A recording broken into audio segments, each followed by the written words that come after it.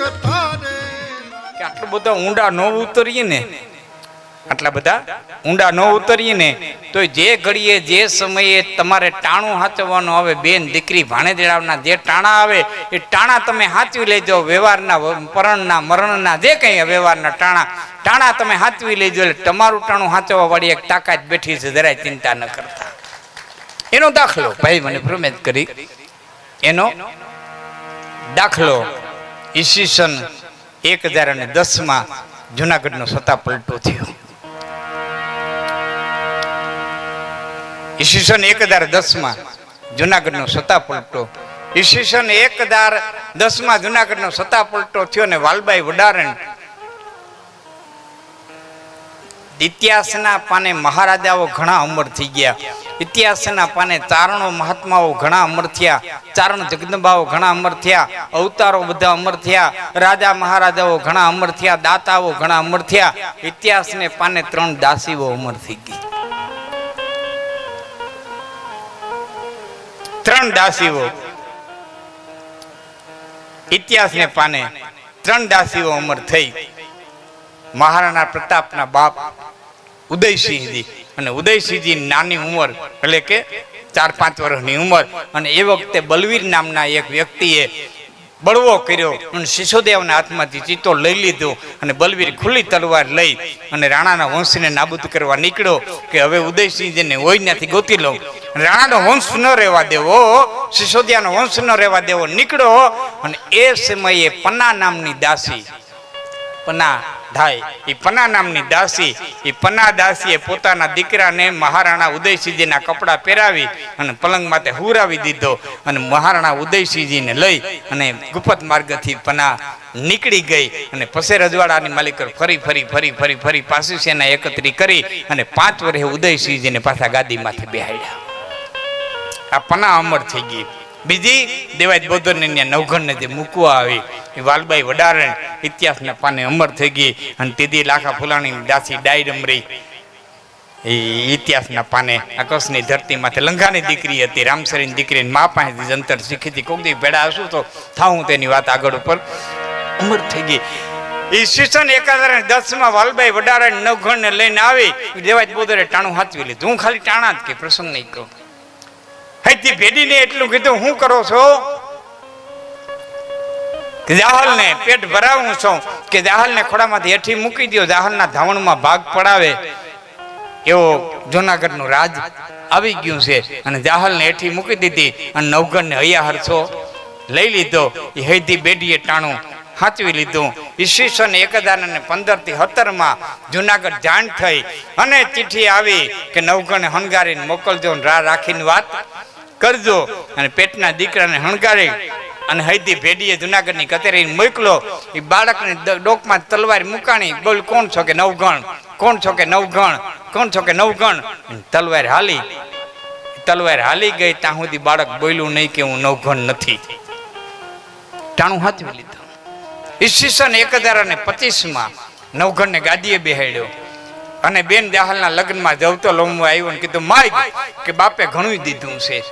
કે નહીં બેન માગ કે પણ બાપે બહુ દીધું છે.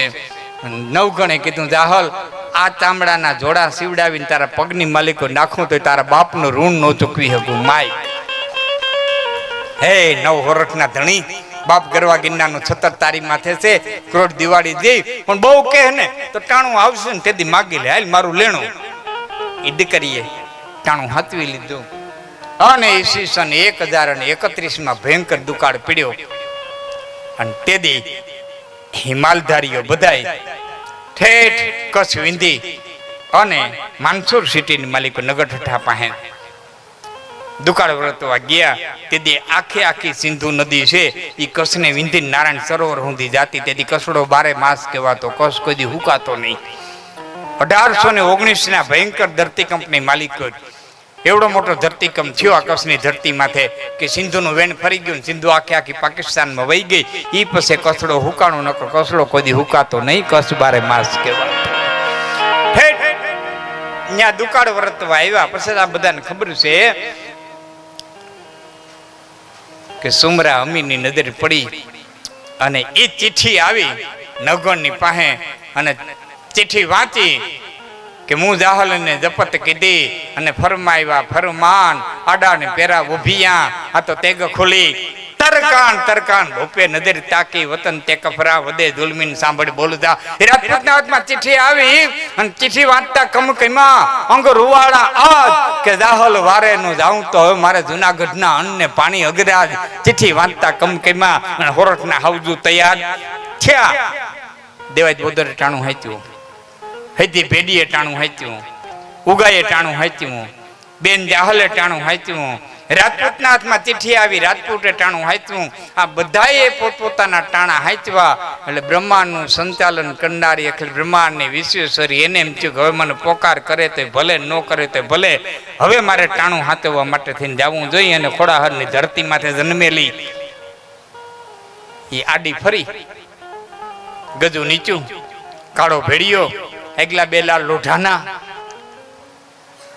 અને કીધું અમે જાય કુઈડી માંડી અને ઘરગોકલા રમીએ છીએ પ્રસાદી લઈને જા કે મારી આગળ જબરી મારી પાછળ સેના છે કે આવડ ક્યાં દુબળી છે આવડ ક્યાં દુબળી છે અને નવગણના સૈન્યને એક કુરડીએ વરુડીએ તેદી જમાડ્યા હતા અને ઈ શક્તિએ આ બધાએ ટાણા હાચવા એટલે શક્તિ એની વારે આવી ટાણું હાચવવા માટે થઈને કે બોલ બેટા શું કામ છે અને તેદી નવગણે કીધું તું કે જાઉં જાહલની એ વારે રે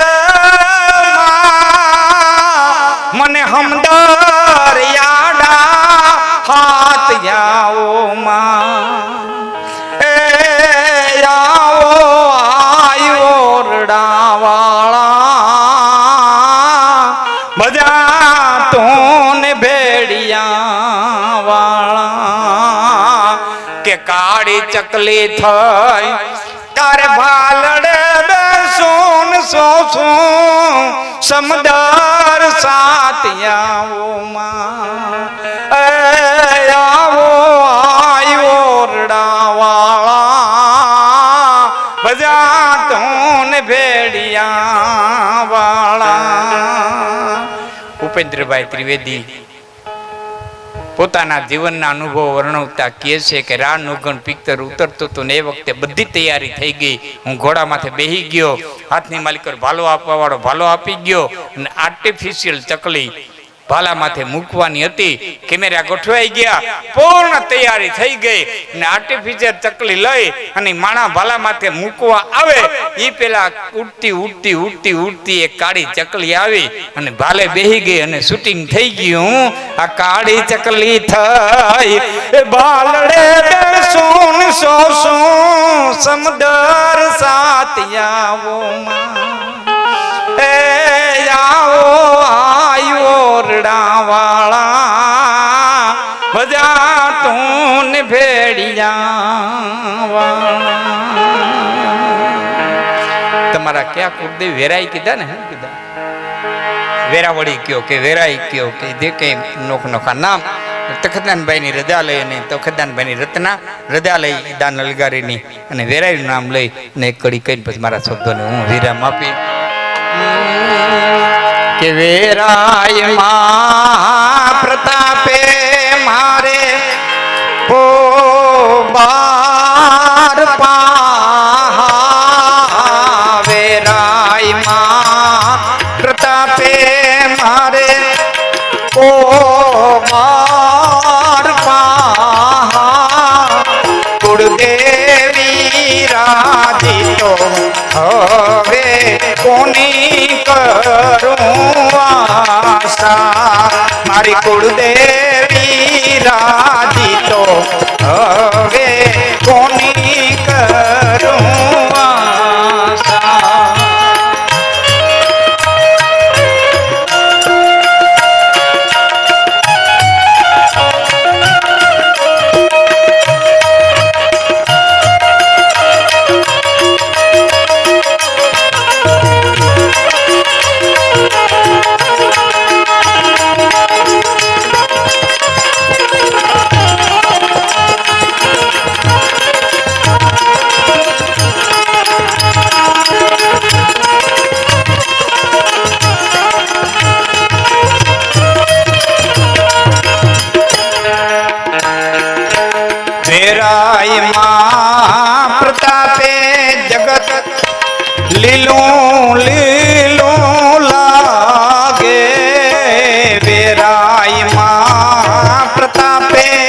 જગત લીલું લીલું લાગે કોઠીના કારણીએ જગદંબા આઠો જાગે છોડું ના કારણીએ બેરાય માયા ઠોર જાગે એના છોડું ના કારણીએ જગદંબા આઠો જાગે એના કોઠીના કારણીએ માતાજી આઠો જાગે બેરાય માયા ઠોર જાગે એના છોરુના કારણીએ જગદંબા આઠો જાગે